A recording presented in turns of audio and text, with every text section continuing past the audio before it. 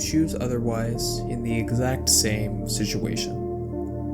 Say you had a time machine and went back to a decision you regretted. Would you have the free will to make a different one?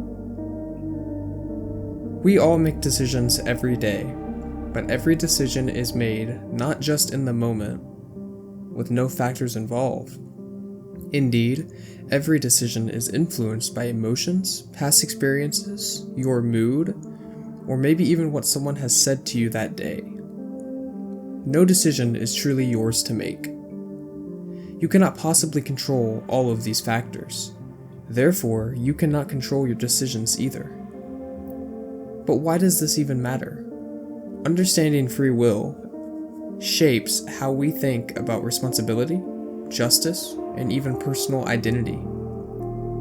Consider a mundane decision: whether to eat chocolate or vanilla ice cream. What exactly is it that makes you pick one over the other? Well, the obvious answer is that you want one more. You cannot make yourself want chocolate over vanilla, or vice versa.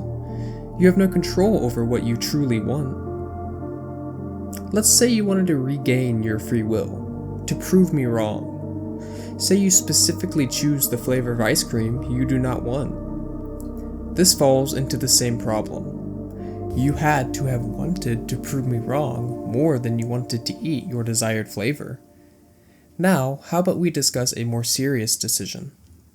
In 2011, a study was published on how likely a judge was willing to give parole in relation to when they last had a meal. With over 1,000 parole rulings, it was found that a judge was 65% more likely to give prisoners parole if they had recently had a meal. Once hours had gone by without a meal, that number dropped to nearly 0%. It's a disturbing finding, and it only strengthens the argument against free will. Even these important decisions are directly impacted by external factors, such as a person's last meal. If you're still not convinced, allow me to indulge in another, maybe even more troubling story. In 1848, a railroad worker named Phineas Gage was on a normal shift when an explosion nearby caused a metal rod to shoot through his skull, entering below his eye and exiting through the top of his head. The injury caused massive damage to his frontal lobe. After this tragic event, Phineas, once a kind and outgoing man, became a completely different person. He was aggressive, foul-mouthed, and irresponsible. His friends would later say he was no longer Gage. It's a frightening thought that an injury can so completely change who we are. It forces us to ask, what really makes us, us? Ultimately, there are only two reasons why we do anything. The first is because you have to, and the second is because you want to. There is no other factor that will determine your free will decision making. Now, some people might say, well, I don't want to go to the gym, but I do it anyways. Surely this is an example of free will? It in fact is not. People may not want to go to the gym, but they do want to be healthier or look better, maybe even live longer.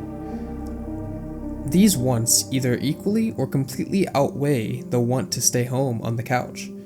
Every free will decision you make is a want, and a want you did not choose to have. The act of having free will is just a mere illusion. There's no denying that we feel like we have free will. I certainly do. But everything we do is either forced upon us or driven by wants we didn't choose. Being forced to do something is most definitely not free will, so that leaves us with just the wants. And as we discussed previously, every want is completely out of your control. You cannot choose what you want. You can do whatever you want, however, you cannot choose what it is that you want, and there is no freedom in that. Of course, there are arguments against this view. One of the most well-known is compatibilism, which suggests that free will can exist, even if everything we've discussed today is true. If you'd like me to cover that in another video, let me know in the comments. And thanks for watching. Have a great day.